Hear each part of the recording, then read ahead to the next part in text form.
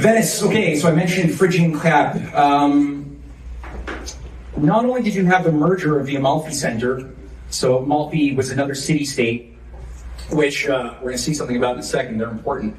They had a certain flag that became used by a new, I would say, Gnostic, pseudo-Christian order of mercenaries called the Knights Hospitaller in 98.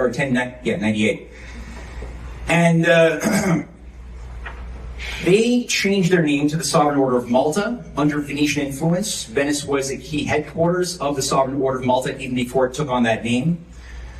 They had massive influence into the Habsburg courts that dominated and introduced a Jesuit control over Christianity from 1534 when the Jesuits were set up.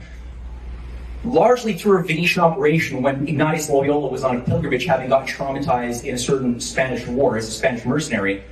He had been very crippled, traumatized, and he had certain guiding handlers who brought him into certain initiatory practices or experiences in caves. And then came out with this obsession to create a new order, a new Christian order, and also to do a pilgrimage to Jerusalem.